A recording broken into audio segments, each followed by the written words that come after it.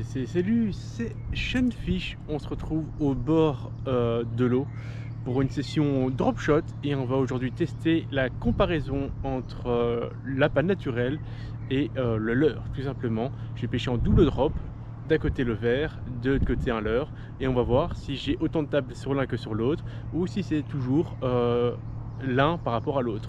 On va voir ce que ça donne. Et donc voilà, ici un petit morceau de verre de terre en bas et au-dessus un petit morceau de leurre, enfin un petit morceau de leurre, un leurre complet. Le leurre qui en drop shot m'a rapporté le plus de poissons. Ici pendant tout l'hiver, je sais que ça donnait, enfin pendant tout l'hiver, en fin de saison de l'année passée, ça donnait plutôt bien au drop shot. C'est-à-dire même ici que j'ai réalisé ma vidéo tuto drop qui est plutôt bien fonctionné.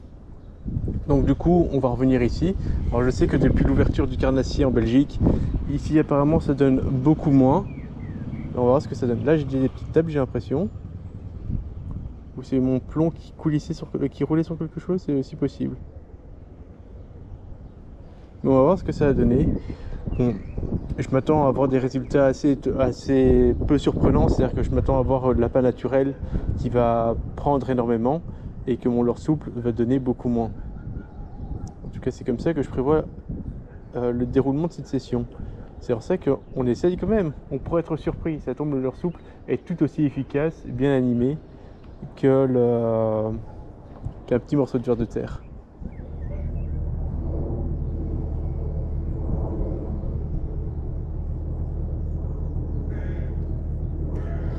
Poisson.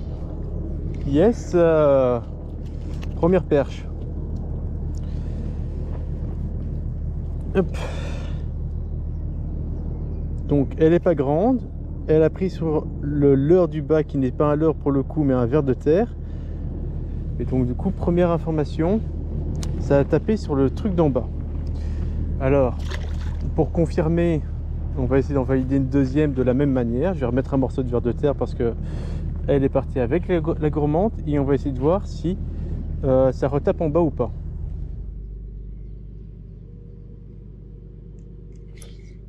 Raté.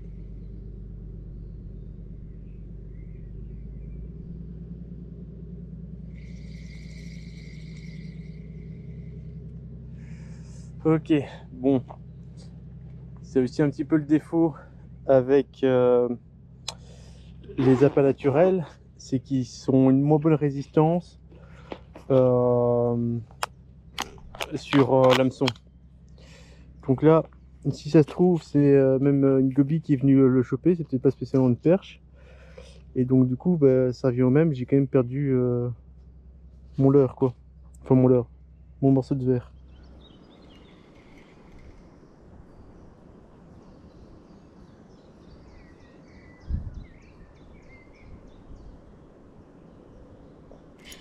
Poisson. Hop là. Et une gobie sur le leurre du bas. Enfin le leurre du bas, le verre qui se trouve en bas du coup.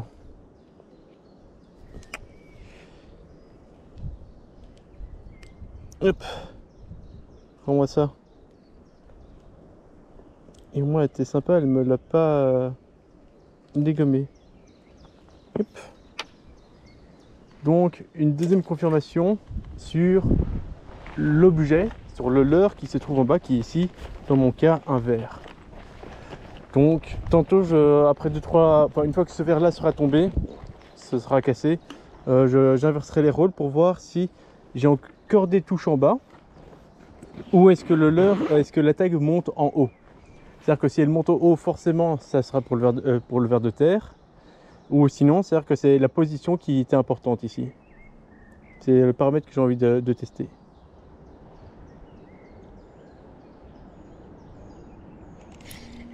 Raté.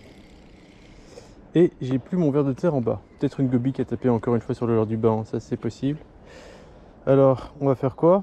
On va inverser les rôles. On va mettre le leurre souple qui était au-dessus en bas.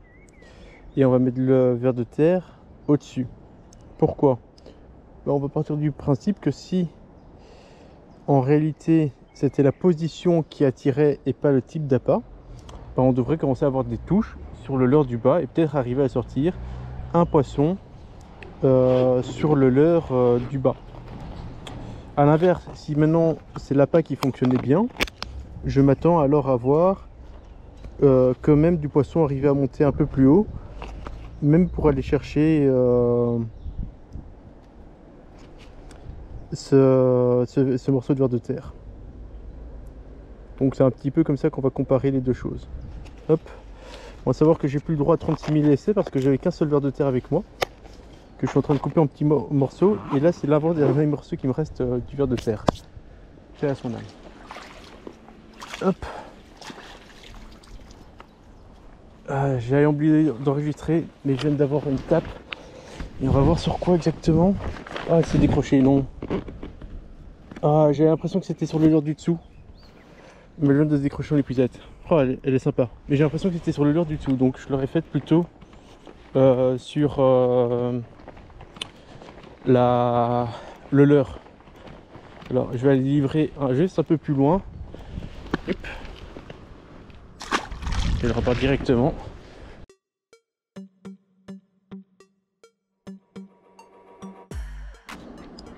Voilà, j'ai récupéré mon montage, j'ai récupéré même mon verre. Donc je verrai au montage, lors du moment que j'ai sorti le poisson, sur quel hameçon il était accroché. Si c'était plutôt sur le verre ou plutôt sur le leurre souple.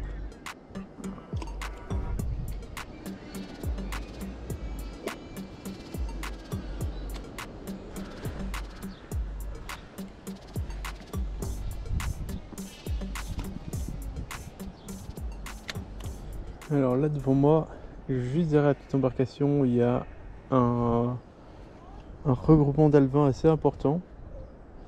Donc comme quoi les alevins sont aussi sortis de ce côté-ci. Ce qui me fait un peu peur pour la suite de la session, c'est que je me dis que les perches et tout ça pourront se gaver sans trop de difficultés sur les alevins présents. Et donc du coup seront moins joueuses. Alors bon, on va pas se mentir, j'ai pêché quoi, une demi-heure là. Et en une demi-heure je sors 2 perches. Dont une, je suis quasi sûr, la plus belle des deux a été sortie au leurre, donc là c'est plutôt déjà satisfaisant.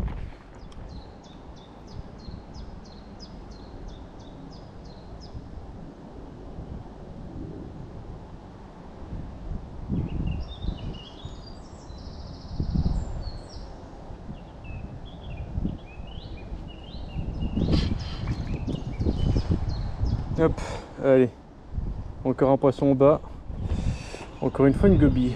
On est à 2-2, 2 gobies, 2 perches. Voilà, petite gobie, et on la remet à l'eau. Et me voilà arrivé sur le terminus du mini-port. Donc on va tenter 2-3 petits lancers ici. Donc, qu'est-ce qu'on a observé jusqu'à présent? Que ça donnait bien, enfin ça donnait en tout cas, bien je sais pas, mais ça donnait au début du port de plaisance. Et quand on arrivait sur le milieu, ou quand on a commencé à vraiment rentrer dedans, plus de résultats. Pourquoi plus de résultats? Très bonne question. Ben, soit c'est parce que le poisson ne se trouve pas du côté où je me trouve, c'est-à-dire se trouve pas dans le port, mais plutôt à l'entrée du port. Soit j'ai estimé peut-être qu'il se trouvait ici, à la toute fin. Donc on va essayer un petit peu de voir si le drop fonctionne ici. Alors sachant que je vois quand même qu'il y a des petits endroits où ça bulotte, donc il y a peut-être des carpes ou du blanc qui est ici en train de se gaver.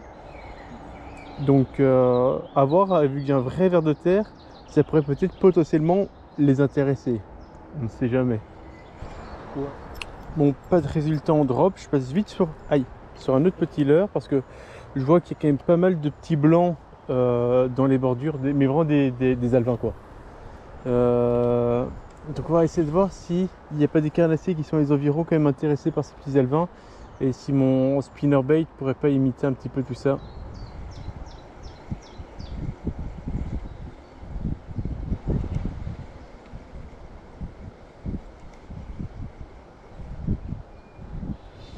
Ah, poisson.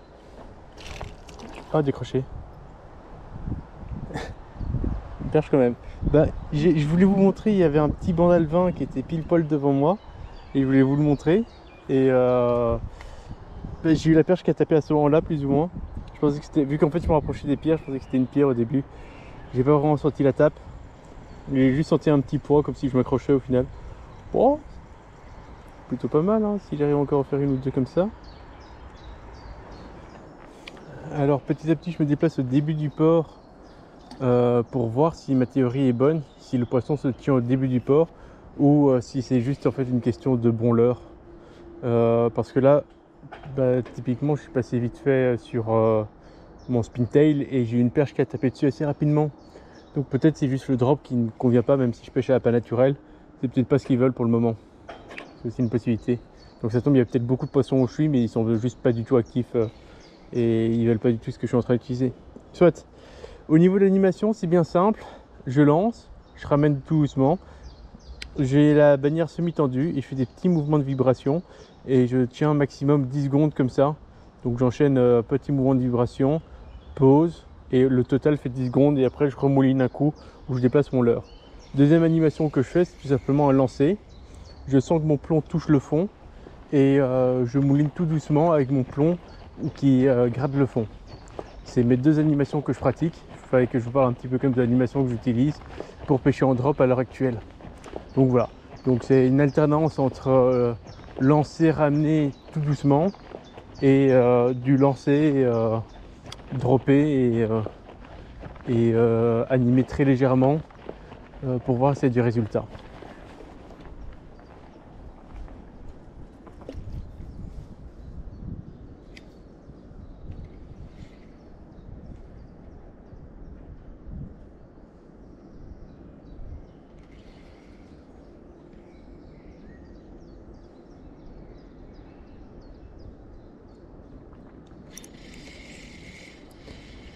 Oh, perche! Perche, mais pas sur n'importe quel leurre, sur le leurre du dessus. Oh oui!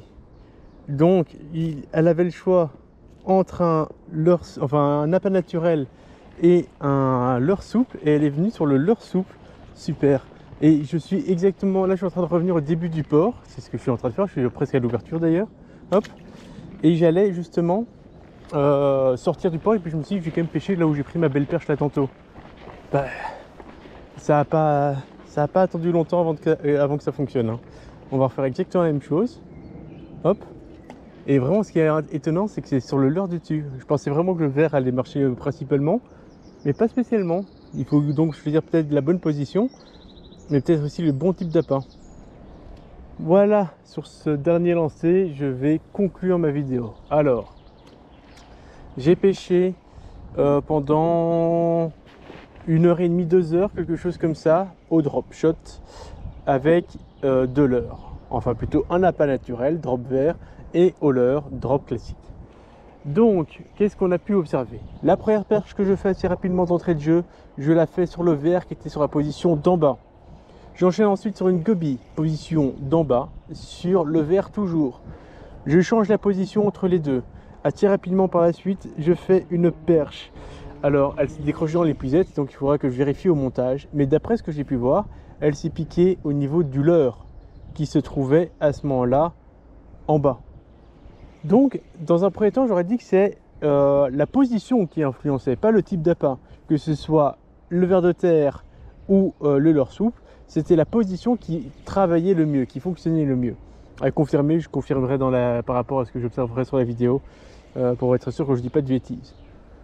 Ensuite, j'ai refait notre perche, si je ne dis pas de bêtises, sur le leurre du dessus. Et cette fois-ci, c'était un leurre et pas un ver. Donc, du coup, pour moi, contrairement à ce que je pensais, mais alors, j'ai pas beaucoup de résultats pour le confirmer, mais que ce soit ver ou leurre, c'est par rapport à l'envie et le positionnement qui va surtout influencer le résultat final. Donc, ce sera ça ma conclusion, c'est que drop au ver ou drop au leurre, le principal, c'est de savoir dropper.